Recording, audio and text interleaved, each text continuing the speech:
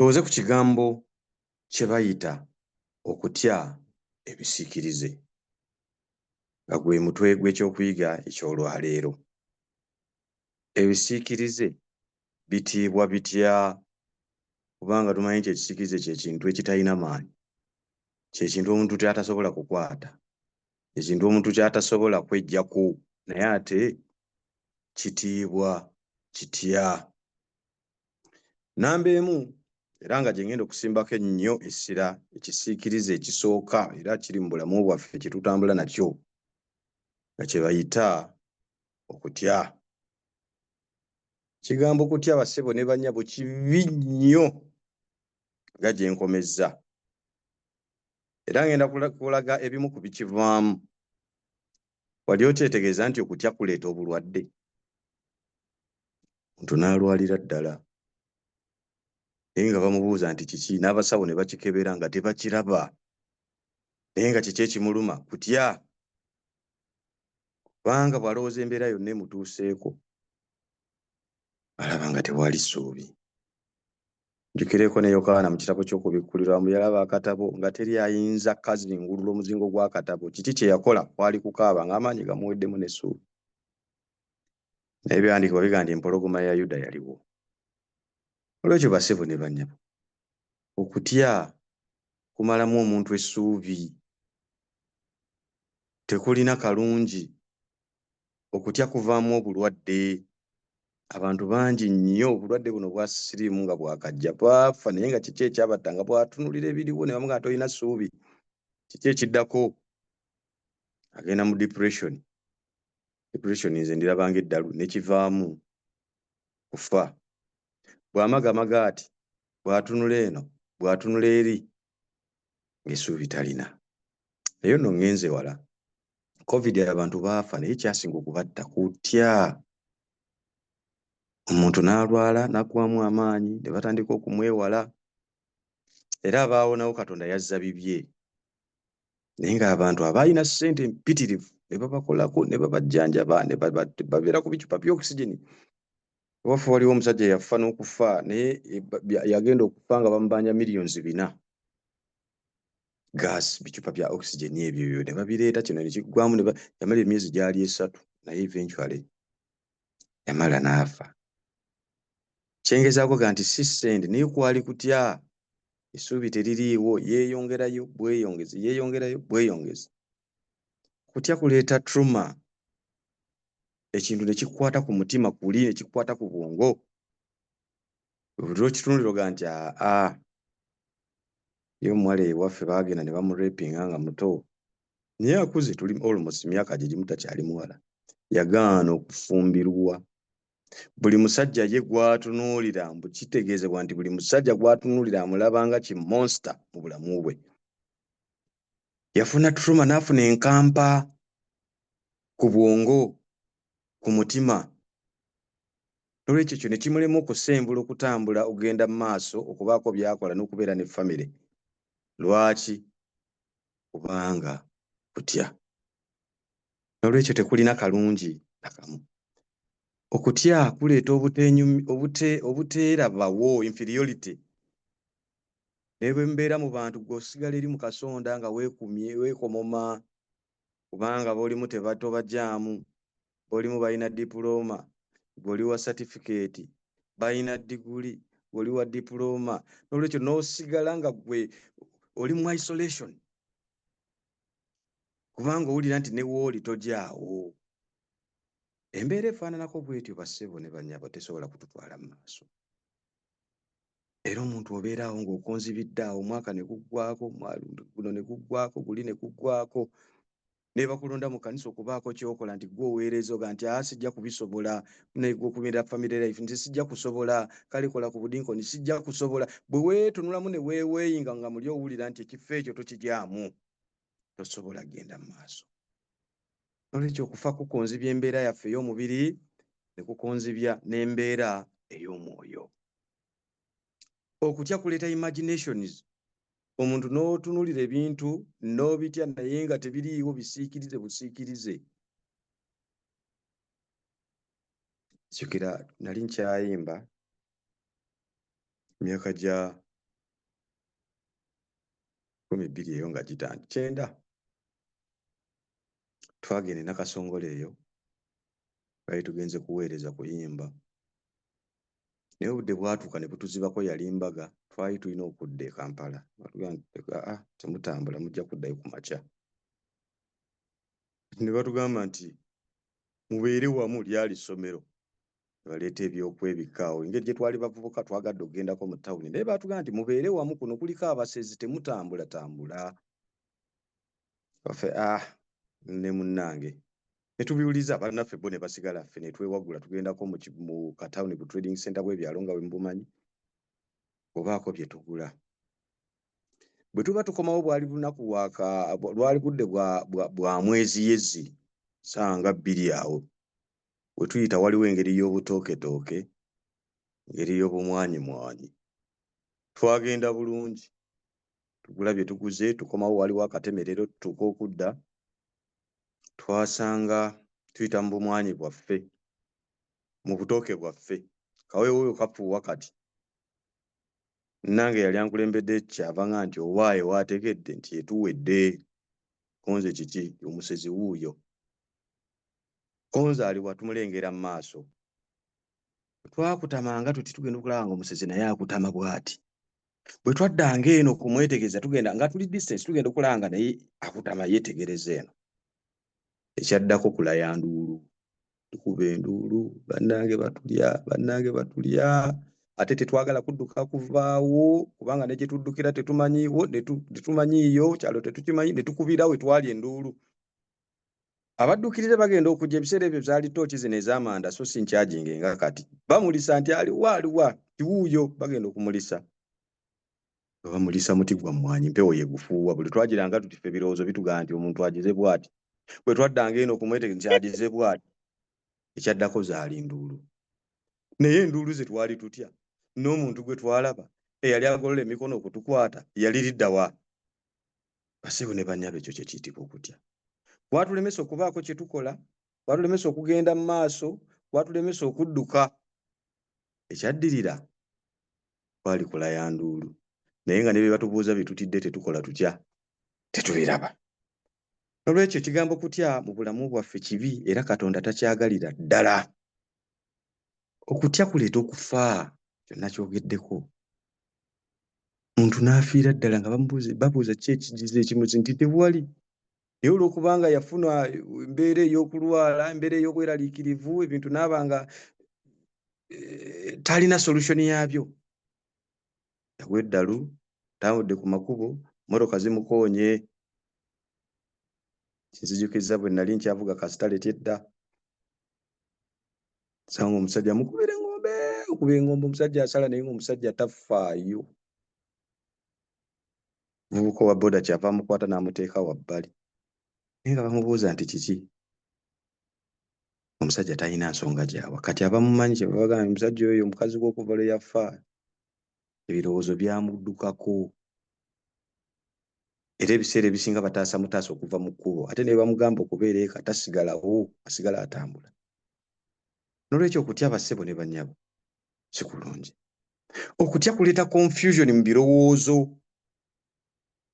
njagala kakati tugendeko mu bayibuli kubanga eddakiika nabagambye sirina nnyingi ekitabo kyakubala essula 13 tugenda kulabawo abasajja bano abaatumibwa okuketta ensi ya Kanani biki bye baalaba ripooti ki ze bazza jjukira baagenda abantu 12 buli kika kyalondebwamu omuntu ne bagenda okuketta naye mu kudda okuwa ripooti buli omu yawa ripooti ye yanjawulo bye baalaba byali bye bimu kiki ekireetera ripooti si zino okubeera ez'enjawulo kye kigambo kutya kyenjagadde twogereko olwaleero ekisiikirize ky'olina mu bulamu bwo kye tutambula nakyo bakiyita kutya olunyiriri olwa 29 luga nti naye abantu abatuula mu nsi b'amaanyi n'ebibuga biriko enkomera binene nnyo era nate twalabayo abaana ba Anaki nti naye abantu abatuula mu nsi b'amaanyi n'ebibuga biriko enkomera binene nnyo Era nate twalabayo abaana ba Anaki Abameriki abatuula mu nsi ey'obukiiko obwa ddyo n'Omukiiti n'Omuyebusi n'Omwamoli abatuula ku nsozi n'Omukanani atuula okumpi n'ennyanja era ku lubalama lwa Yoludaani. Kansooke nkomaawo. Abantu bano ripooti gye bawa, Katonda ebintu by'abayisizzaamu, ayawudde amazzi gaawukanyeemu, abaliisizza mu ddungu, engoye zaabwe tezikaddiwa, tebalwadde. Abagaa nti mugende kubanga eyo ensi gye nteeseteese. Bwe bakomawo bye boogera bimalamu amaanyi n'essuubi. Bassebo ne bannyabo okutya kujjawo obukuumi bwa Katonda mu bulamu bwaffe. Buli lwe tubeera n'okutya kitegeeza nti Katonda taliiwo. Kubanga Katonda waali teri kintiisa. N'olwekyo abantu bano okuleeta ripooti eno nga beerabidde ebyo Katonda bye yabayisaamu ne bijjawo obukuumi bwa Katonda. Kiki kyotya mu bulamu bwo? Waliwo ebigenda mu maaso ffe abali eno bye tuwulira. Simu ze nakafuna okuva e Uganda nnyingi, WhatsApp biki. Abaagala ebyo biremu kubakanga. Ffe tuddi eno lwa nsonga. Katonda gwe tukkiriza ye yatuleeta eno. Singa kyali tekiri bwe kityo teyanditukkiriza kujja eno. N'olwekyo temutya. Ekisobola okutuwangulira bassebo ne bannyabo ge maviivi gaffe. Nsaba Mukama atuggyemu okutya, tubeere n'omutima ogw'obuwanguzi. Buli kyokwatako kukola obeera emirimu gye tukola egy'enjawulo kukola n'amaanyi. Bwe tuba tusaba Katonda tumusabe binene. Nzikiriza nga waliwo ebigaanyi 225. 224. Abamu tetutuukiriza goolo zaffe nga bwe twasuubira. Naye ate 25 katubeere abantu ab'amaanyi. Muggyewo okutya mu bulamu bwammwe. Ekyo kisiikirize kibi, kizikiriza. Kisiikirize kikwawukanya ne Katonda wo. Buli kye tukwatako okukola tubeere b'amaanyi, tubeere n'okukkiriza nti Katonda waali ali naffe. Abasajja bano bwe bagenda eri ebyabatumwa okuketta ensi, amawulire baleeta ga njawulo. Naye Katonda y'omu eyabakulembera okuyita mu ebyo byonna by'abayisizzaamu. Bwe bakomawo okuleeta amawulire gano gaali ga njawulo nga gamalamu amaanyi, gamalamu essuubi. Sorry. Olunyiriri olwasatu luvudde lugamba nti Kalebu n'asirisa abantu mu maaso ga Musa n'agamba nti twambuke mangu ago tugirye kubanga tuyinzizza ddala okugiwangula. Ebigambo bya Kalebu bye nsaba Mukama ateeke mu ffe. Ebigambo bya Kalebu Mukama biteeke mu ggwe. Walemewo ekibeere ekiyinza okuyuuzayuuza kyonna kubanga Katonda gwe tusinza yasinga amaanyi. Mu mirimu gyaffe, mu bulamu bwaffe buno bw'Ekikristaayo, embeera gye tulimu ey'okunyeenyezebwa, bwe tuba nga tukkiriza nti olwazi lwaffe ye Yesu Kristo, tumusabe ajje okutya mu bulamu bwaffe. Omusajja ono Kalebu teyakkiriza kuwuliriza bigambo bifaanana bwe bityo, byamucalenjinga. N'agamba nti tekisoboka. Era nkuba akafaananyi nga n'okubaga nti tugende yaboggola buboggozi. Naye bw'osoma essuula eno nti abantu baamukaayuukira, naye olw'okuba nti Kalebu yali amanyi kiki ky'akkiriza, teyatunulira muntu mulala yenna. Tulina amaloboozi agava mu ffe, agava ebbali n'ebbali ate nga gali mu kkanisa, agava mu bannaffe, agatumalamu amaanyi, agatumalamu essuubi. Towuliriza ddoboozi lifaananako bityo muganda wange. Ffe tulina kugenda mu maaso. Abantu bajja ne batumalamu amaanyi. Nina bye nali njagala okukola e Uganda eyo, naye olwabuuza ku muganda nti tokola. Kubanga nze bwe nakikola, sente zange zaafiiramu, gundi bwe yakikola. Ate nga waliwo abaabikola ne bayitamu bulungi ne bakusakisidinga ne babeera bulungi. N'olwekyo bwe tuba tusazeewo okukola ekintu, kikole nga totunulira, tosooka kutunuulira biki binakivaamu bibi. Ffe tusaba Katonda n'atuwa amaanyi, natugamba nti mugende mu maaso. Abaana ba Isirayiri singa tebaagenda mu maaso ne basigala busigazaawo n'okutuuka ku mugga Mukama ng'agamba Musa nti batwale mu maaso gukubeko, waliwo ekyali kisoboka. Abaagala Mukama nga yatukulembedde tewali kiyinza kugaana. N'olwekyo tubeere n'ekigambo kimu kukkiriza ate tubeere bamalirivu. Katonda abeera awa omukisa omuntu omumalirivu okubaako ky'akola. Omukisa gwa Katonda tunoonya munoonye tegukusanga awo. Nyenze ku Lwasatu mu olumu luga nti naye abantu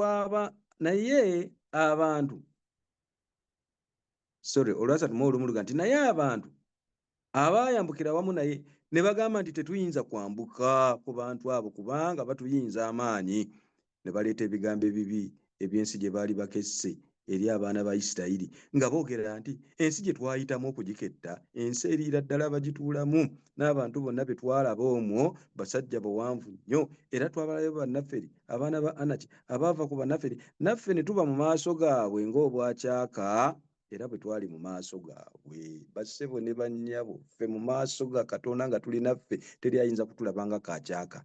Amen. Kacaaka Bayibuli eryedala ekayita kaseenene, teri asobola kuyisaamu maaso. Tulina kye tuli eky'amaanyi mwe kye mutamanyi, naye abakkiriza mu Kristo ŋŋanze kye tukkiriza nti tuli banene mu maaso g'abantu, tuli banene mu maaso ga Katonda.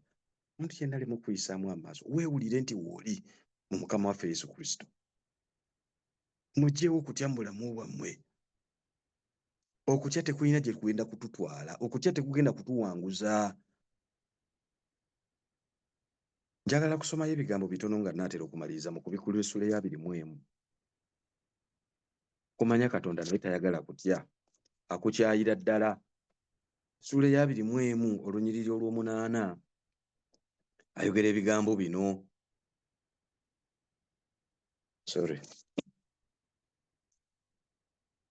Bikkulirwa anti nze nsoma ate nze mbuulira mu nsaasire, naye tujja kutambulira wamu. Nti naye abati n'abatakkiriza n'abagwagwa n'abassi n'abenzi n'abalogo n'abasinza ebifaananyi n'abalimba bonna omugabo gwabwe gulibeera mu nnyanja eyaka n'omuliro, n'ekibiriiti kwe kufa okwokubiri. Ebiti by'abantu bamenye nga bwe tubirabye, abalimba, abessi, abenzi, abaki, lwaki asoosezza bati? Omuntu yenna alina okutya mu bulamu bwo obwakabaka bwa Katonda teri. Lwaki? Okutya kujjawo okubeerawo kwa Katonda. Waliwo ensoma Bayibuli eno ne neewuunya abasajja ba Misaki, Sadulaaki n'Abeduneego. Waliwo ebintu ebitunyigiriza ennyo ne tutuuka ku endi n'olaba nga ekisa kya Katonda tekikyaliwo.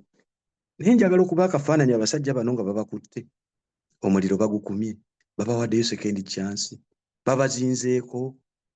Ebigambo bye bababuuza babaga nti abange mukyalina chance okusobola okwegaana Katonda n'omusinza ekifaananyi. Sajja baagaana. Obulokozi bwa Katonda bwabasanga mu muliro. Katonda tabeera leeti bassebo ne bannyabo.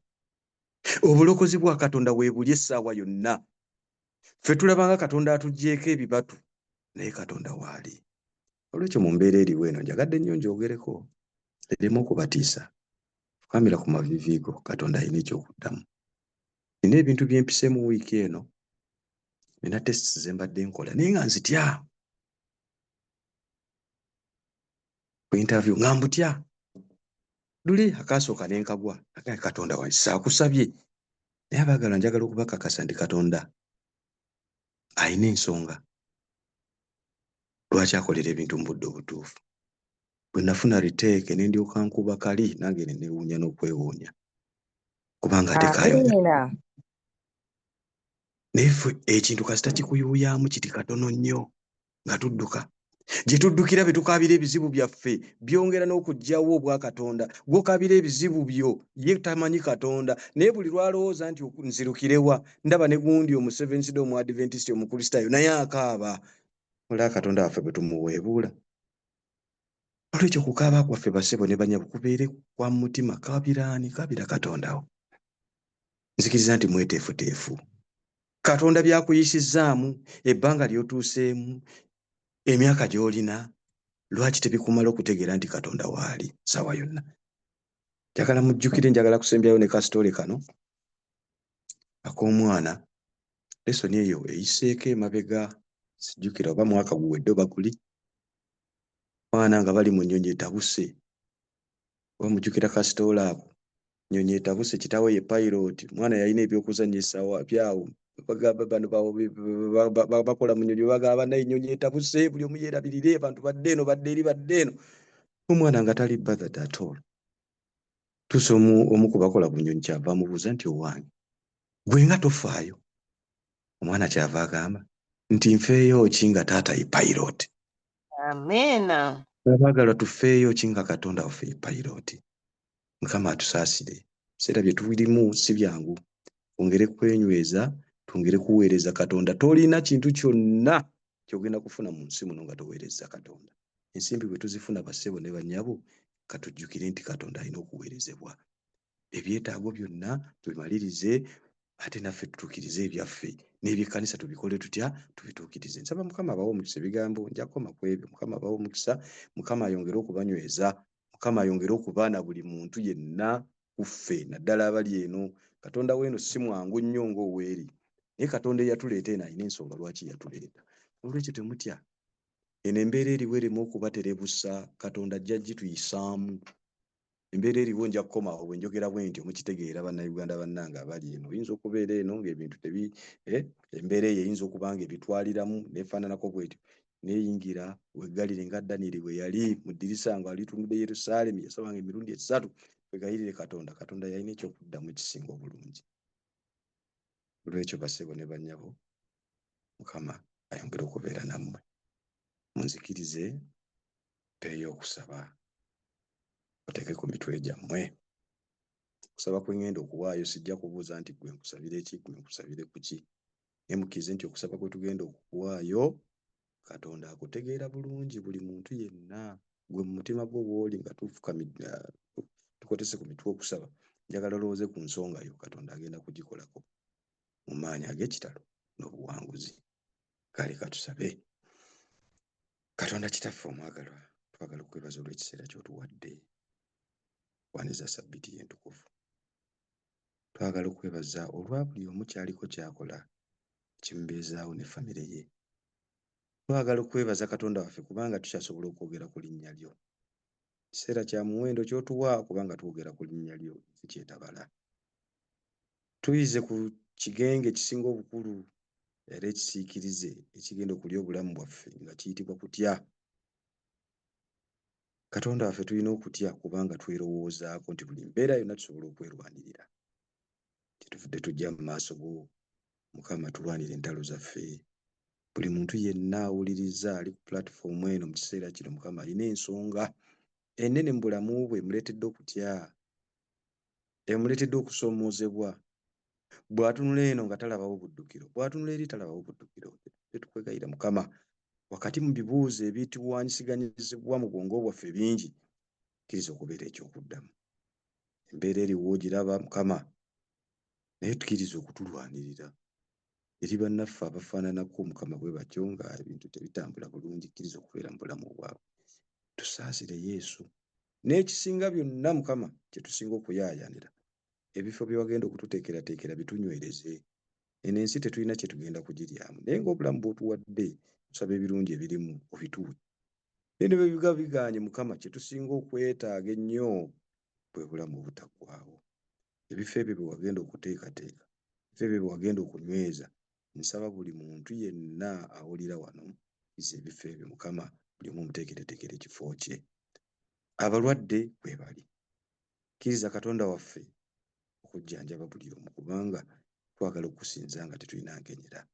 Emirimu egiganye Mukama byonna obiraba, amaka agamenyese, abaana bapaaluuse, awali obutakkaanya, byonna tubiteeka mu mukono gwo ogw'ekisa.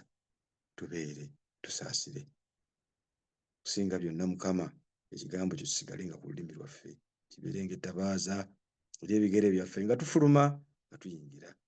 Tulina abaganda baffe, bannyinaffe, eŋŋanda zaffe, famiri zaffe zitwaleka e Uganda. Katonda waffe tuwulidde ng'obulwadde bwa Ebola ate bubaluseeyo. Naye Katonda waffe w'otali tetusobola kuyita mu mbeera efaanana bw'ekyo. Kyetuvudde kutuwegayira Mukama, abantu bo obakuume. Ebirwadde nga bijja baziyize. Sitaani aleeta ebirwadde bingi eri abantu bo, biziyize. Katonda waffe balabirire mu ndabirira esingako obulungi, ate tuwe empuliziganya ennungi nabo. Olira okusaba kwaffe Mukama, olira okwegayira kwaffe, era okolenga obulungi bwo bwe buli obwa Yesu Kristo omulokozi waffe. Amiina. Amiina. Amiina.